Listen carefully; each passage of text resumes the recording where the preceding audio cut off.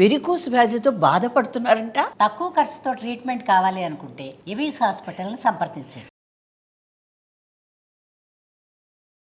నమస్తే వనజ గారు. నమస్తే జయ గారు. వనజ గారు, మనము 1 నుంచి 9 వరకు మే నెలలో ఎలా ఉండబోతోంది అనేది మాట్లాడుకుంటున్నాము. అది టారో రీడింగ్ ప్రకారం న్యూమరాలజీ. మరి 1, 2 మనం గతంలో చేసేసాము. ఈరోజు 3వ నెంబర్ తీసుకుందామండి. తప్పకుండా 3 టోటల్ 3 వచ్చే వారికి మే నెలలో న్యూమరాలజీ ప్రకారం ఏ విధంగా ఉండబోతోంది? 3 అంటే ఎట్లా అండి? 3, 12, 12, 21, 21 అండ్ 30 ఈ డేట్స్, ఈ 4 డేట్స్ లో ఎవరైతే పుట్టారో వాళ్ళకి ఎట్లా ఉండబోతుంది. సో ఆల్వేస్ మీ నెంబర్ 3 అనమాట.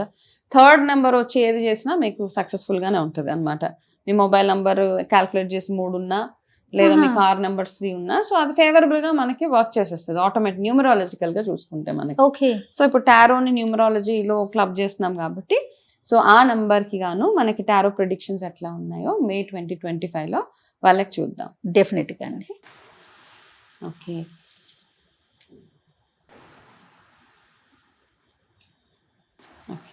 కార్డ్స్ లో కూడా రకాలు ఉంటాయా వనజ గారు? ఉంటాయండి. ఇది నార్మల్గా నేను రీడర్ని కాబట్టి నేను ఓపెన్గా చెప్పేస్తే, ఇదంతా ఏంటంటేనండి, ఒక్కసారి ఇట్లాంటి ప్రొఫెషన్ అంటే ఇట్లాంటి చూస్ చేసుకుంటే అది ఒక అడిక్షన్ లాగా అయిపోతూ ఉంటుంది అనమాట. అదే పనిగా ఇంకొక ఇప్పుడు ఇందులోంచి తీద్దాం. ఇందులో ఏమవుతుంది అంటేనండి, ఒక్కసారి ఈ స్పిరిచువల్ హీలింగ్ లోకి వచ్చిన తర్వాత ఎట్లా అవుతుంది అంటేనండి, ఒకదాని తర్వాత ఒకటి చెయ్యాలని ఆటోమేటిక్గా మనకి అనిపించేస్తానే ఉంటుంది అనమాట. సో నా లెర్నింగ్ కి ఫుల్ స్టాప్ లేదు. ఒక ఇట్లా కొత్తవన్నీ నేర్చుకుంటా ఉంటాను, కొత్తవన్నీ ఇట్లా చెప్తానే ఉంటాను. కాబట్టి ఈ కార్డ్స్ లో కూడా చాలా చాలా టైప్స్ ఉంటాయండి. చాలా వచ్చేసినాయి యాక్చువల్ గా. సో అలా అన్నమాట, ప్రాక్టీస్ చేయాలి, మెడిటేషన్ కనెక్ట్ అవ్వాలి, చేసి ఇగో ఇలా కనెక్ట్ అవటం చాలా ఇంపార్టెంట్. అది ఇంపార్టెంట్. మన దగ్గర ఎన్ని కార్డ్స్ ఉన్నా మనము వీటి కనెక్ట్ కాలేకపోతే కనుక ఇట్ వోంట్ వర్క్ అనమాట. సో 3 నెంబర్ బేసిక్ గా ఏంటంటేనండి, గురు గ్రహానికి రిలేట్ చేస్తాం మనం ఎక్కువ సార్లు. 3 నెంబర్ ఎవరైతే ఉంటారో వాళ్ళ గురు అనుగ్రహం ఎక్కువగా ఉంటది అంటారు. కాబట్టి మనకేంటంటే 1, 2 నెంబర్ 1 ఎప్పుడు సూర్యుడు అనమాట, 2 మూన్ కి రిలేటెడ్. కాబట్టి ఏంటంటే మనము ఆ గ్రహానికి సంబంధించినవి చేస్తూ వెళ్ళిపోతే మనకి బాగుంటుంది, ఫేవరబుల్ గా ఉంటుంది. స్ట్రాంగ్ చేసుకోవాలన్నమాట బేసికల్లీ ఆ గ్రహాన్ని. మనకి ఎట్లా ఉన్నా ఇప్పుడు 3వ నెంబర్ గురు గ్రహం. సో ఏంటంటే వాళ్ళు ఎక్కువగా ఎల్లో కలర్ యూస్ చేయడము, గురువారం పూట ఏదైనా గురు ఆలయానికి వెళ్ళడము, శనగలు అట్లాంటివి దానం చేసుకోవడము. అండ్ ఇట్లా 3 నెంబర్ వచ్చిన పొరపాటును కూడా కాళ్ళకి సాక్స్ల రూపంలో అట్లా ఏదైనా ఎల్లో కలర్స్ వేసుకోకుండా, కొంతమంది ఎల్లో షూ, ఎల్లో సాక్స్ వేసుకుంటా ఉంటారు. సో ఏమవుతుందంటే మనం డిస్రెస్పెక్ట్ చేసినట్టు అవుతుంది. సో ఎవరైతే బిలీవ్ చేస్తారో, ఎవరైతే నమ్మరో, పర్వాలేదు మేము చిన్నప్పటి నుంచి చేసుకుంటున్నాం, ఇట్స్ ఓకే. కాకపోతే జనరల్ గా చెప్తున్నాను, చిన్నపిల్లలు ఎగ్జామ్స్కి వెళ్ళేటప్పుడు మనం సరదాగా ఎల్లో కలర్ సాక్స్, సో కొంచెం అవాయిడ్ చేస్తే, ఎప్పుడు గురువు అనుగ్రహం ఎప్పుడు ఉంటే మనకు అప్పుడు ఎడ్యుకేషన్ పరంగా కానీ అన్ని రకాలుగా బాగుంటుంది అనమాట. కాబట్టి నెంబర్ 3 వాళ్ళకి గురువు పవర్ ఎక్కువగా ఉంటుంది. సో ఆ పవర్ని ఇంకా పవర్ఫుల్ చేసుకునే ప్రయత్నం చేసుకుంటే సరిపోతుంది. సో వాళ్ళకి మే మంత్లో ఎట్లా ఉందన్నది చెప్దాం. ఫస్ట్ థింగ్ మీరు ప్రాక్టీస్ చేయాల్సింది క్షమాపణ. నేను ఇలాగే ఉంటాను, ఇంతే కోపంగా ఉంటాను, ఇంతే గ్రడ్జ్ పెట్టుకొని ఉంటాను, మా అక్క చెల్లెలతోటి, అన్నదమ్ములతోటి, ఎవరితోటి నేను మాట్లాడను, సంవత్సరాలు అయిపోయినా నా ఈగో మాత్రం 1% కూడా కిందకి పెట్టను అనుకునే వాళ్ళు చాలా మంది ఉంటారు. కాకపోతే వాళ్ళు ప్రాక్టీస్ చేయాల్సింది ఫర్గివ్నెస్ అనమాట. ఒక్కసారి క్షమాపణ. ఓకే, మీ దగ్గర నుంచి తప్పు లేకపోయినా మీరు ప్రాక్టీస్ చేయాల్సింది ఫర్గివ్నెస్.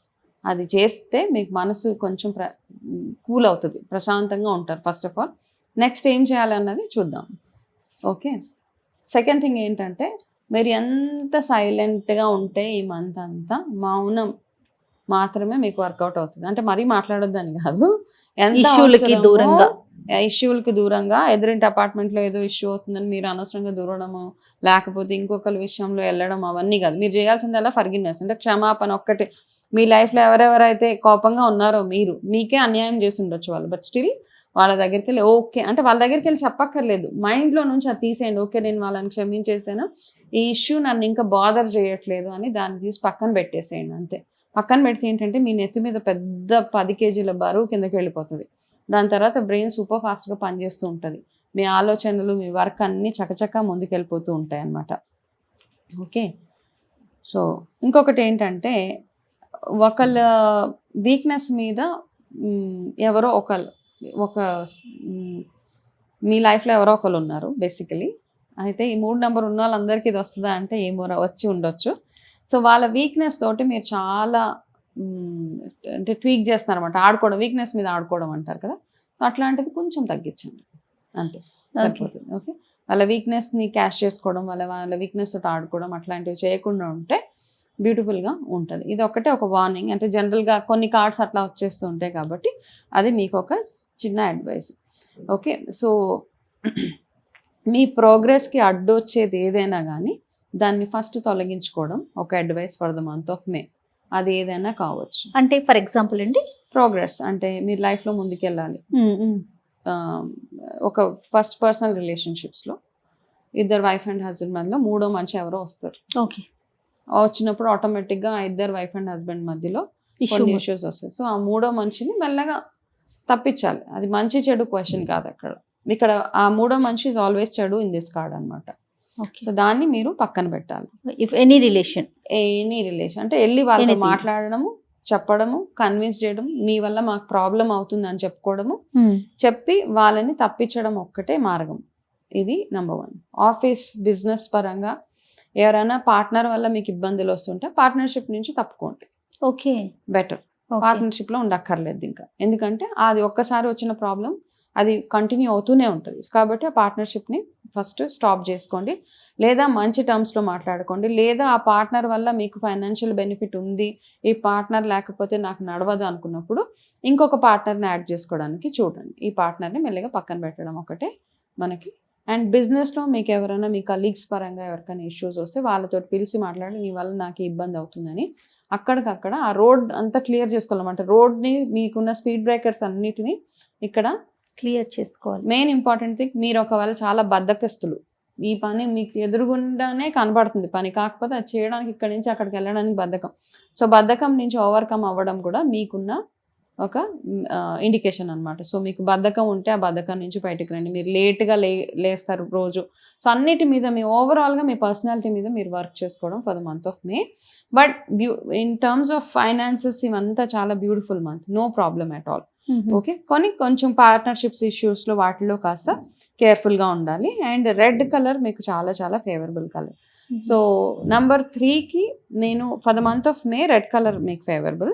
నార్మల్గా నేను 3 నెంబర్కి చెప్పాను కదా, ఎల్లో కలర్ ఎక్కువగా ఎంతగా యూస్ చేస్తే, ఎల్లో కలర్ని చాలా పాజిటివ్గా చూడాలి, మీరు చాలా పవిత్రంగా చూసుకోవాలన్నమాట ఎల్లో కలర్ని.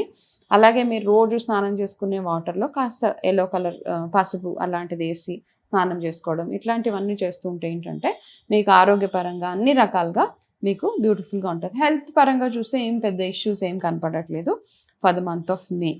గురు ఆరాధనే మీకు suggested for the month of May. So కాబట్టి రెగ్యులర్గా గురు ఆలయానికి, ఏదో ఒక ఆలయానికి వెళ్ళడం ప్రతి గురువారం రోజు వెళ్తే మీకు చాలా ఫేవరబుల్గా ఉంటుంది. వీలైతే ఒక్కసారి మీరు మేలోనే ఒకసారి గాన్గాపూర్ వెళ్ళిరండి. మేలో పౌర్ణమి వస్తుంది. సో మండే పౌర్ణమి, ఆ రోజు మీరు 12వ తారీఖున అనుకుంటా, మీకు వీలు ఉంటే కనుక గాన్గాపూర్ వెళ్ళి అక్కడ ఒక నిద్ర చేసి రండి. ఎవరికైతే ఇష్యూస్ అనిపిస్తున్నాయి, నేను చెప్పాను ఎంత సైలెంట్గా ఉంటే అంత బాగుంటుందని. అండ్ మీకు ఇలా వచ్చే ఆటంకాలు ఏవైతే ఉన్నాయో, ఎవరికైతే చాలా వస్తున్నాయో వాళ్ళు మాత్రం ఖచ్చితంగా గాన్గాపూర్ ఎనీ గురు క్షేత్రం, బట్ నాకు సజెస్టెడ్ ఇస్ గాన్గాపూర్ వెళ్ళి అక్కడ నిద్ర చేసి రండి. దాని తర్వాత మీ లైఫ్లో మంచి మంచి చేంజెస్ మీరే చూస్తారు. ఏదేమైనా silence is gold. Silence is very very good for the month of మే వాళ్ళకి అనమాట. అంటే ఎంత కామ్గా ఉండగలిగితే అంత బాగుంటుంది. రైట్ వంజ గారు, నమస్తే. నమస్తే అండి.